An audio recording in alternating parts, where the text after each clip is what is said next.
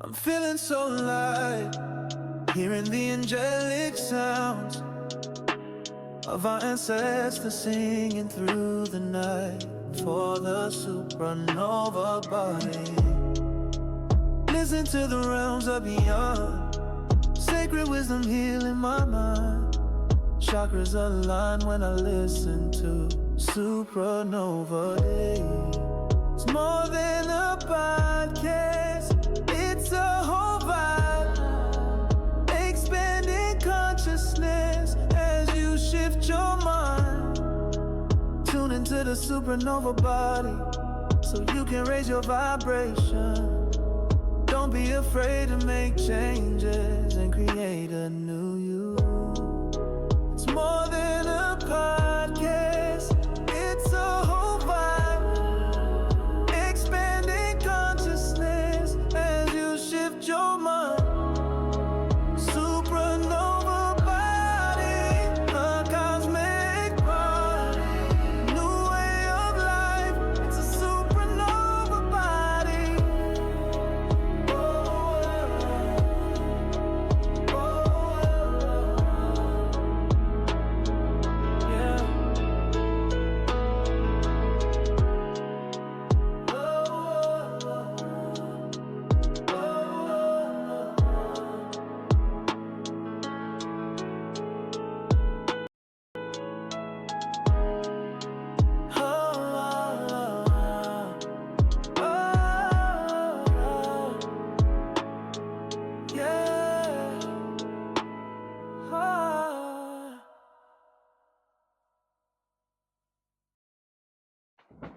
Hello and welcome to Supernova Body Podcast.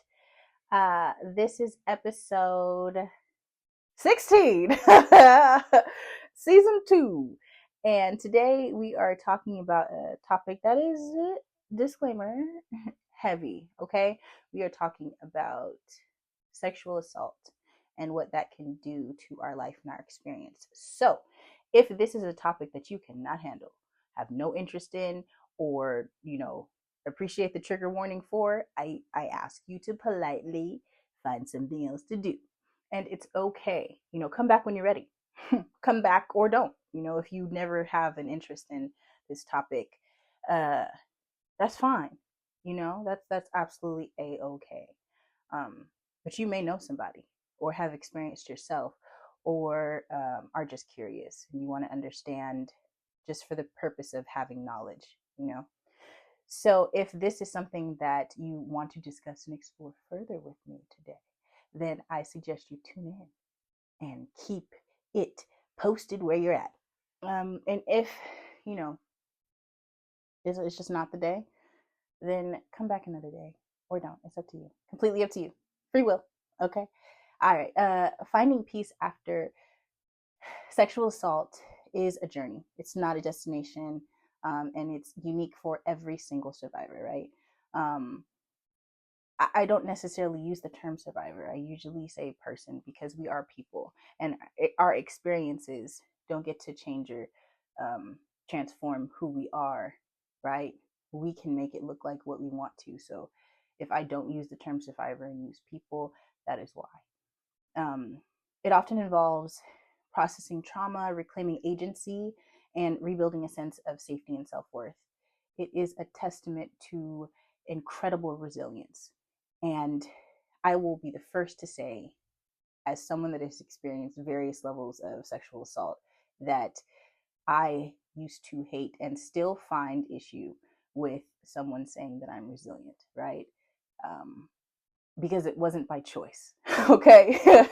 What are the choices I had? It was either sink or swim. So that can sometimes, how it's phrased can sometimes feel very invalidating, and I understand. But if you are not bothered by that, fantastic. I just have to be myself authentically and speak to that. So again, today is finding peace after sexual assault, and the multi-dimensional process of what that looks like in a real way, with none of the flashy BS, just very blunt and vulnerable experiences that I'm sharing. All right, so I had a father and other family members that made some indecent decisions that warped my concept of self and obliterated my boundaries and capacity to establish healthy ones. Only in my father's death and through my choice to permanently distance myself from those family members was I able to find my voice, to no longer hide or feel shame about my experience as a child. My experience as a child set me up to experience negative, harmful situations of sexual assault in my adolescent years and shaped how I viewed myself, my value, my worth, and my capacity for joy. For these reasons, I became absolutely obsessed with healing all of those parts of me, so much so that I am a trauma informed specialist and holistic practitioner. I believe in considering the mind, body, and soul and adopting a holistic approach to healing using modalities like sound therapy, Reiki, massage therapy, color therapy, and breathing, just to name some.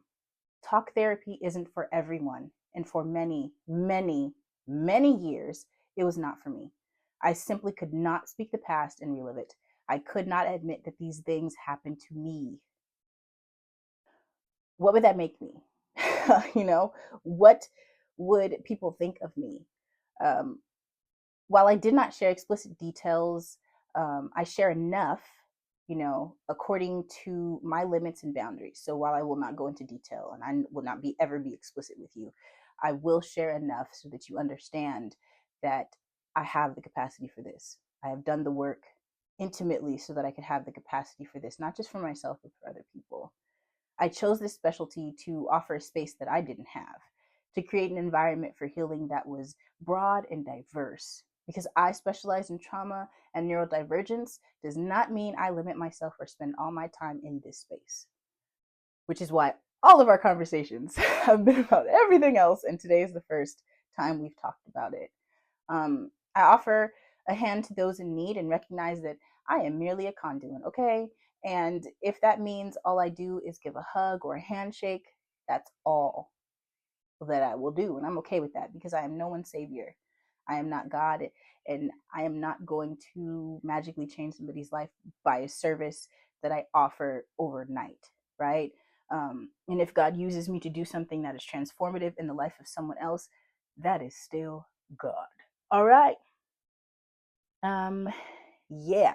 So let's get into it. I just had to preface this with my why, and why this is a topic that's very near and dear to my heart because it was the catalyst that pushed me into healing in the first place, pushed me into physical therapy, personal therapy, personal training when I was a personal trainer, because I recognized in my own weight loss journey that all of the trauma from sexual assault was coming out as them pounds fell off. Okay. And it was important for me to provide a safe space to my clients, because what I realized is that a lot of people that I was training had sexual assault situations, had deep pain associated with experiences that they had in their life, and they were holding on to it and refusing to let it go and refusing to allow their bodies to nourish them. And later on in life, did I come across some books uh, like The Body Keeps the Score and Energy Anatomy by Carolyn Miss. And what is it? It's a book. I use it all. You Can Heal Your Life. Oh my gosh. You Can Heal Your Life. And several books by Jan Van Zant. And oh gosh, there's so many. Goddess. Queen Afua. Queen Afua has a book, and I can't think of the name right now, but it is Goddess something, and that was a very transformational book for me. But I digress. So yes, the healing path for sexual assault is it looks like no one else's, right? It is very unique and catered to you based on your experience, based on who perpetuated the sexual assault. My sexual assault experience may be very drastically different than others, based on who perpetuated the sexual assault in my life, and at what time, and what it did to my life, and the support and community that I had or didn't have around the situations, how I overcame them, what situations impacted me more than others, and so on and so on, and the decisions that I made because of those experiences later on in life. Like there was a, you know, it was a snowball effect. It just kept getting bigger and bigger until it finally hit a wall and something had to change. Okay. So the first step um, can be very different, but for the sake of this podcast episode, it's going to just kind of go according to a generic format. Okay. And acknowledge and validate that the trauma happened. And the first thing is to recognize that it was not your fault. Um, Regardless of where you were, regardless of what you were wearing, regardless of who did it, regardless of what choices you made to get yourself in that situation, the sexual assault itself was not your fault. And it will never, ever be your fault. And regardless of what society tries to tell you, no, no. And you don't have to take ownership for something that doesn't belong to you. There's enough stuff along the process of healing that you have to take ownership for. And the fault for the situation is not one of them. It never will be, it never has to be. This is a truth, right? It's not an observation, it's not an opinion, it is a fact. It is 100% a truth, right? And regardless of who wants to shift accountability and blame to you, no, give it back. Okay, that's probably easier said than done because it's natural to blame yourself, even if you were a baby, even if you were an infant, even if you were a child, especially if you were a child. There was an imbalanced power dynamic, and it was not on you. Okay, it was not on you. Sexual assault is profound violation to the body. Okay, autonomy and trust. It is a traumatic event with significant psychological, emotional, and sometimes physical consequences. The first book that really gave voice to how detrimental I felt that sexual assault was The Body Keeps the Score, because it compared the effects of sexual trauma to um, a veteran of the war, like a Vietnam vet, right? And what they noticed in the brain scans of a Vietnam vet and a sexual assault survivor or person that experienced it was that they had similar brain dysfunction, like similar masses on the brain, similar levels of distortion, where they were stuck in a loop, repeating the situation over and over and over again. They were just stuck there. It wasn't like they were reliving something that happened a long time ago. It was like their mind took them right back, and their body was having the same responses that they initially had, except over time, the responses got far worse. Um, and so a sexual assault survivor has the brain comparable of someone that was in war. And when you look at it like that, you can see that the effects of sexual assault are far larger than what society may present to the world that they are. The other thing is sometimes sexual assault can not leave lasting consequences. Like it doesn't affect people in that way. It doesn't affect their brain. It doesn't affect their body. It doesn't affect them because for some reason they release it, they let it go, and they move on. And that is absolutely amazing and okay. What is what studies have found is that that happens because of the community surrounding that person. Their ability to recover strongly depends and is because of the community that surrounds and uplifts and rebuilds that person. Um, it enlarges their capacity. There are people in this world that simply don't have the community available. There weren't people that understood, or that person remained silent and told no one. So there was no recourse. As for me, I remained silent until I was 28 years old about things that had happened to me, experiences that I had, because of the shame and the guilt and the embarrassment. And I just could not bring myself to say it out loud. Um, the other situations that were a result of that happened when I was in my adolescent years, I spoke, and my bounce back from those situations was way different than my bounce back from the initial situations that kind of ruined the boundaries that I had, right? So yeah. There are so many. It's hot, okay? It's hot, and woo. I'm hot, so I'm gonna be probably touching my face, but moving on. um there are different impacts for each person, and they can be significant or they could be non-existent, right? It all depends on the person, but this particular episode is for the person that is kind of struggling, that may not have the community to bounce back, or may not have spoke about it. It may be something that's unspoken, and people don't understand why you feel the way that you feel, and you just can't bring yourself to say it. Or you have said it and people didn't believe you, so now you have to act like, okay, fine, I'm a liar, when you know good and well you're not.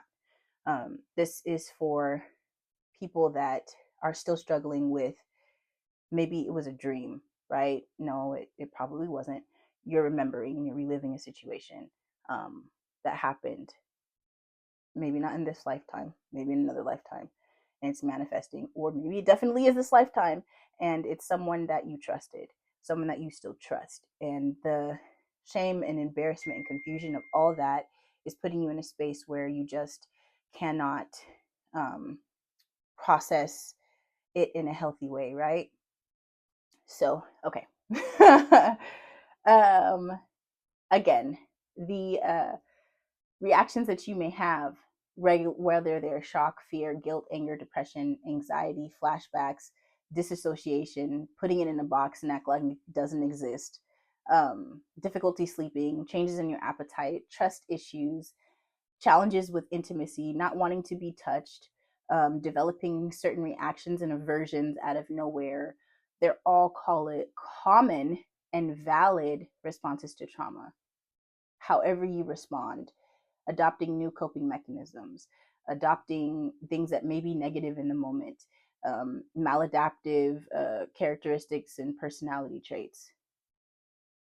It doesn't have to be like that forever, but in the moment, if that's where you're at, that's where you're at, and that's okay.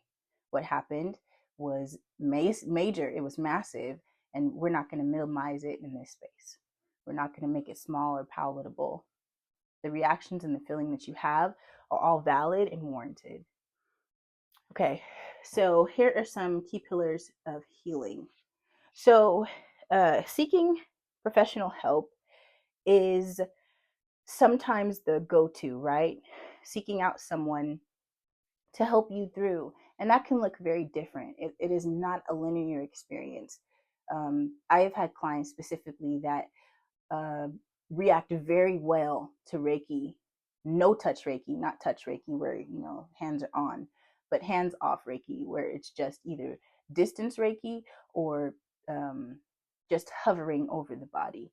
That experience alone has allowed them to release experiences, deal with things, process things in their own way versus the overall process of talk therapy, right? Talk therapy can sometimes be re traumatizing and not necessarily be beneficial. And studies have shown that it can produce a very negative reaction and response, which is why it's so important, if you are going to go the talk therapy route, to find someone that is trauma informed and specializes in helping people with traumatic experiences. Um, so I really like, in Body Keeps a Score, that Bessel van der Kolk talks about using techniques to go straight to the brain and rewire the brain and create neural pathways in the brain that are new, so that it's restructuring. And science has shown that psychedelics and using certain strains of mushrooms can also begin to rewire the brain and create new pathways that take a person out of the loop of trauma. So there are a lot of different ways that are extremely effective outside of talk therapy. However, if talk therapy is something that you think is very beneficial, again, make sure that they're using compatible modalities like trauma-focused CBT, or rapid eye movement desensitization, EMDR, somatic experience release. You can do that through yoga, through massage therapy, different ways of movement, of dance, of I wish I could think of the book, because Queen Afua has a whole amazing guided book that allows you to really confront and deal with some stuff in the safety of your home, or you could tap in with a community that's also reading the book and develop a sisterhood through reading it. Her son, I want to say his name is Supernova. Daggone it. Look up Queen Afua's son. I can't think of any of the books right now, but he has one for men that allows them to go through, or if you define as masculine and feminine energy, I'm not trying to, alienate any person, but he has a book for men that will help them and guide them through their own individual process. And I have not read it. I don't know if it focuses on sexual assault, but I know that Queen Afua's book does. It's such a good book too. So good. All right. So you could also do dialectical behavior therapy, and again, the holistic modalities that are available. I definitely recommend and encourage you to consider if this is your experience with life, because you don't have to go it alone. And if you didn't have community at the time of the event, doesn't mean that you can't have it now. And if people didn't respond to you with love and compassion at that time, doesn't mean you can't have it now. It's never too late to receive love that you should have got. It's never too late to receive what your body, soul, mind, and being needed at the time.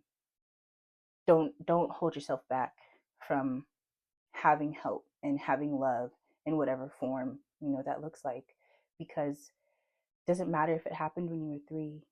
It doesn't matter if you're 77 now.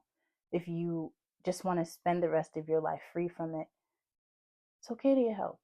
It's all right.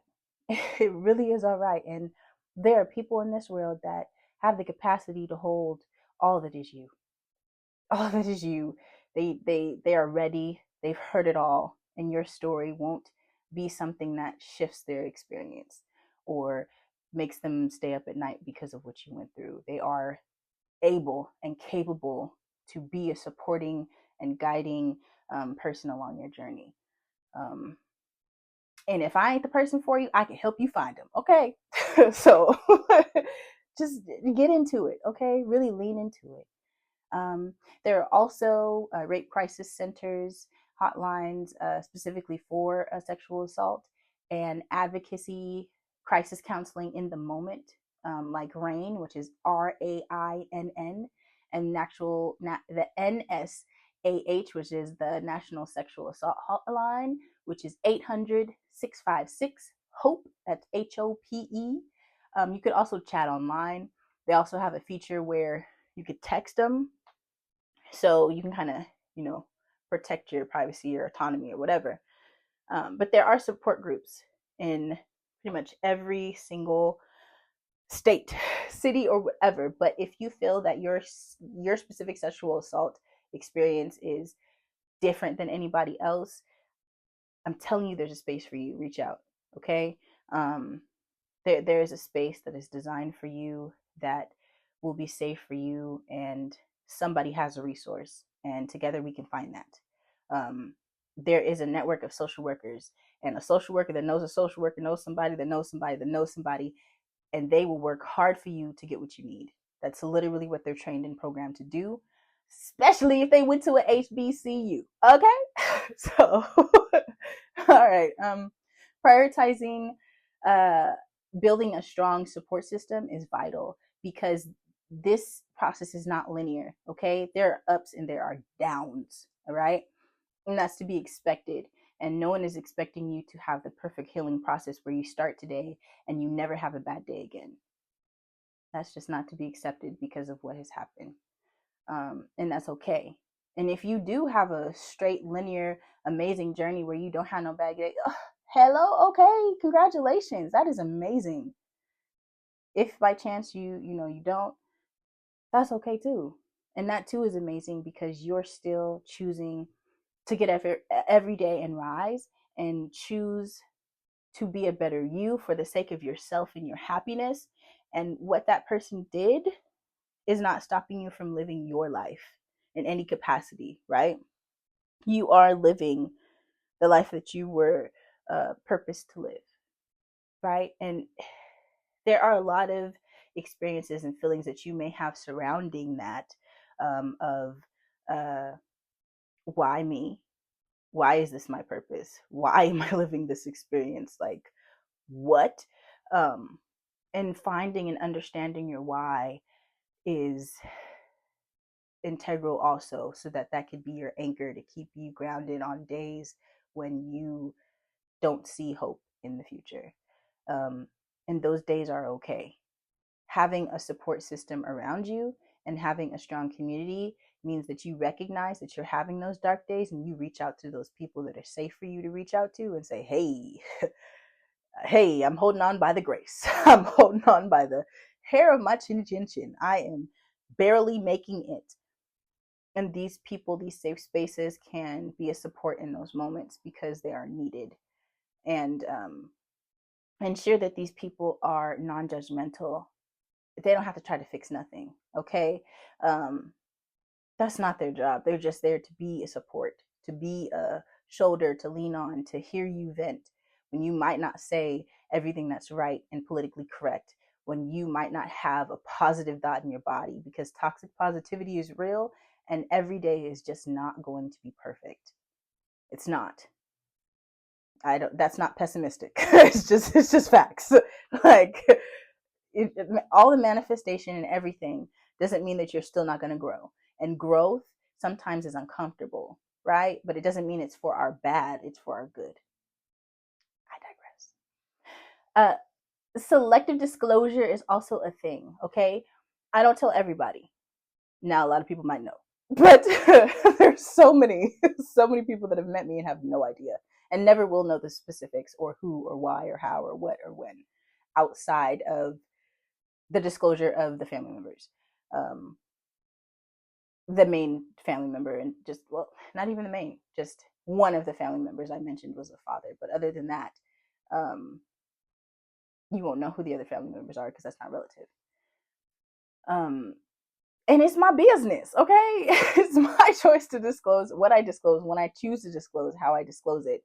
It's my experience, and you don't get to choose what I tell you, how I tell you, or when. That is my business, okay?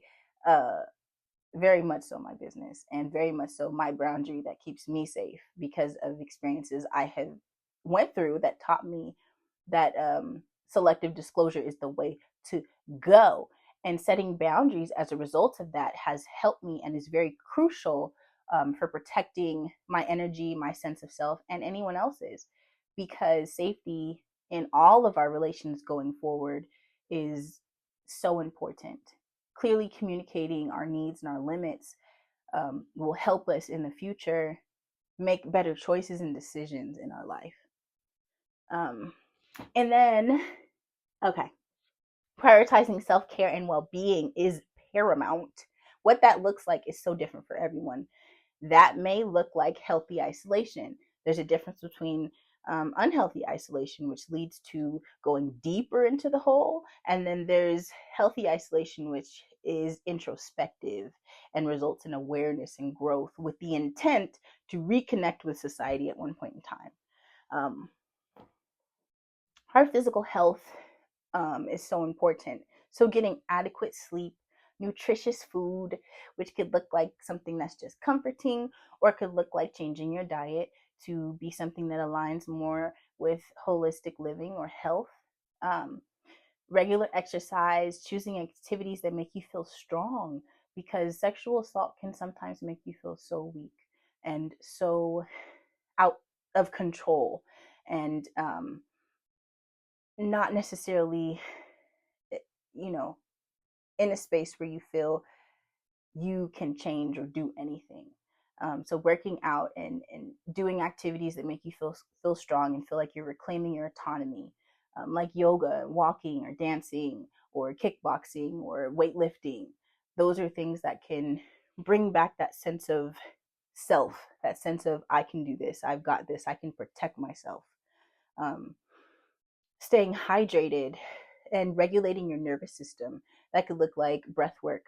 That could look like sound therapy, learning to be still, learning to just relax in the experience of you, water therapy, um, being able to just release in whatever way that is, rage rooms, letting go of the aggression and different feelings that you may have, regulating your emotions, um, mindfulness and grounding techniques uh, to manage anxiety and flashbacks when and if they happen, um, learning how to do maybe box breaths or visualization where you can take yourself and literally transform yourself to the beach so that you could just change your scenery mentally and be able to bring yourself back in and connect with who you are and for real. Um, Journaling can be very helpful. It's a safe outlet for processing your thoughts and emotions. Creative expression, art, music, writing, dancing, finding healthy ways to express what may be difficult to articulate.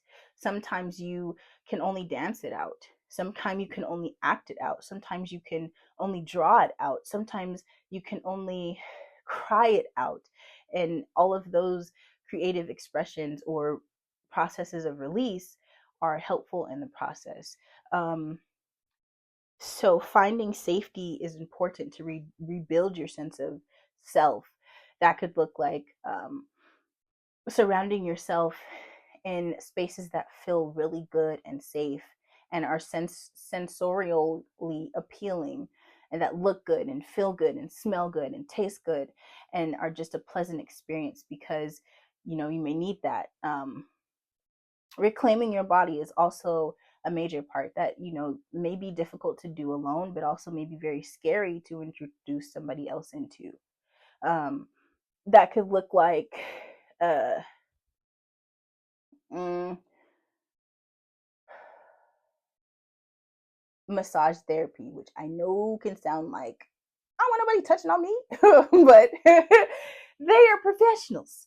And as a professional myself, we have the ability to um, read what the body is going through and help you release it and activate trigger points and pressure points in different places in your body that will allow you to comfortably and safely release what is still being stored in your body, right?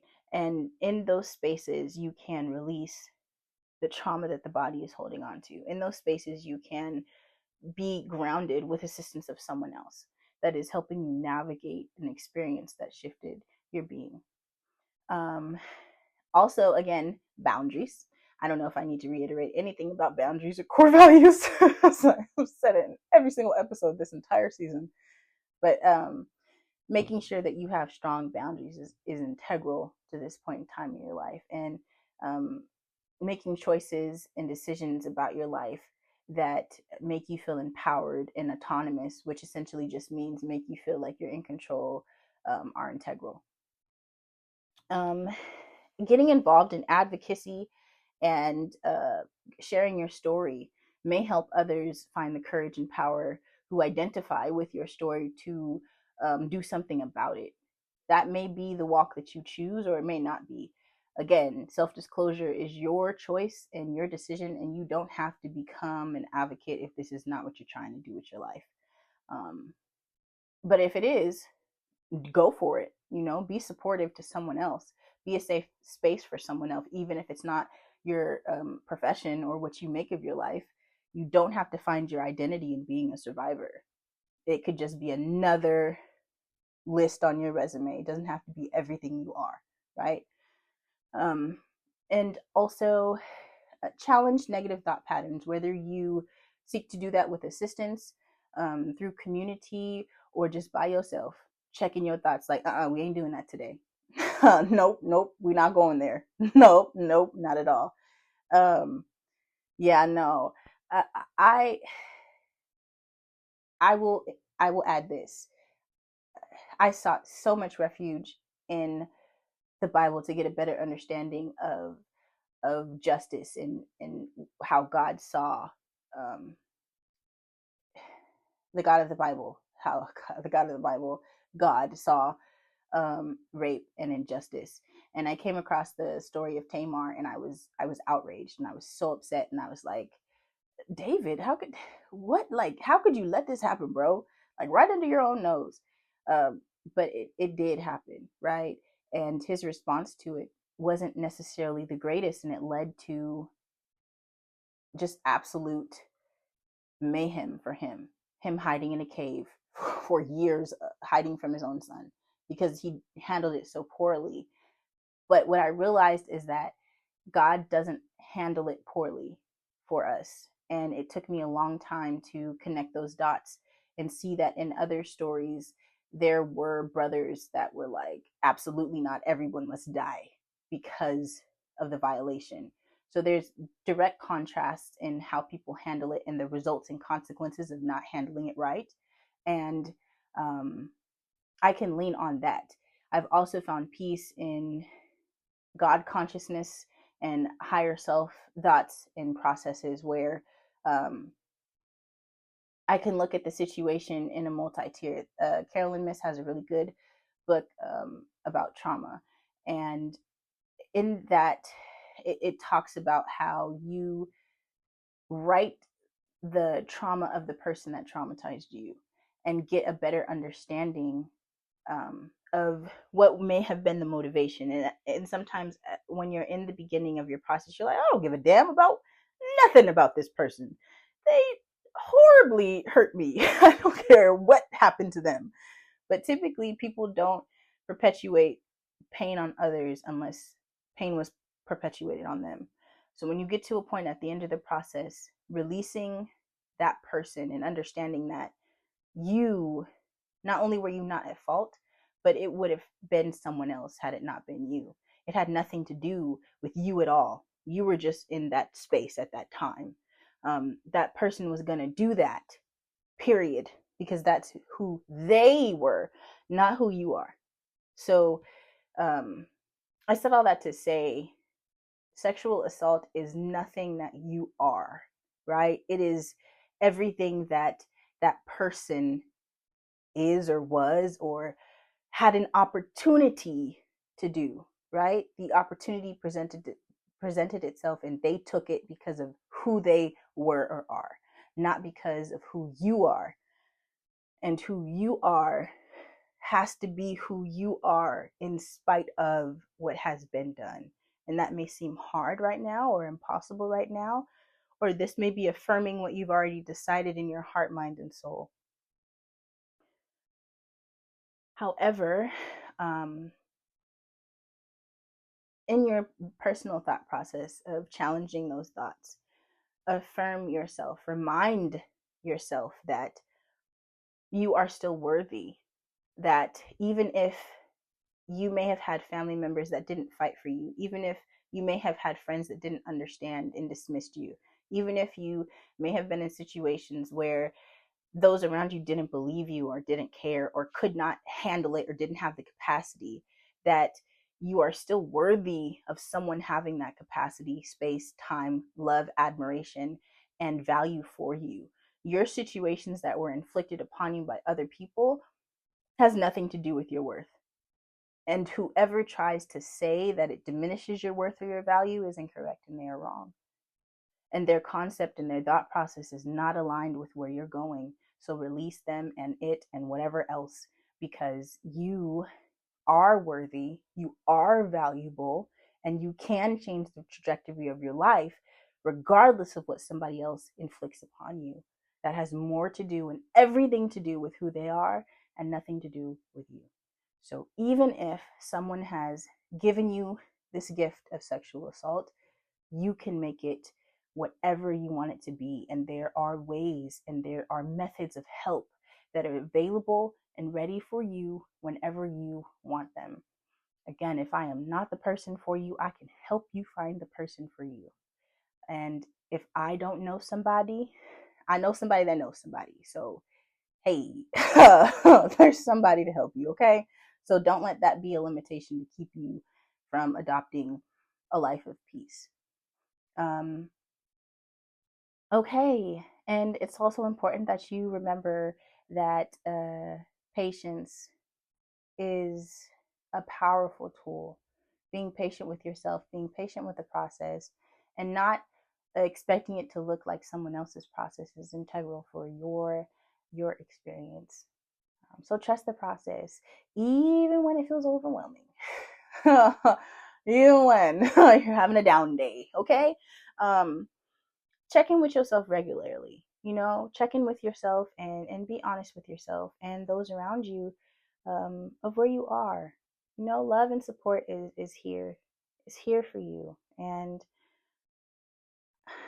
I thank you for listening today, for tuning in, and I really truly hope that you felt some kind of support or some kind of positive experience from today, whether it be at my expense or whatever. I hope that it was beneficial for you. And again, supernovabody.com. Visit it, social media, whatever.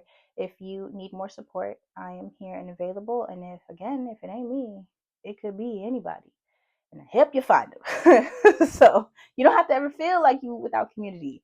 Get in a space and a place that's for you. Okay. All right. I am so grateful that you took this journey with me, wherever you may have taken it, at whatever time you may have taken it. And I'm grateful, I'm thankful, and I love you. All right, bye.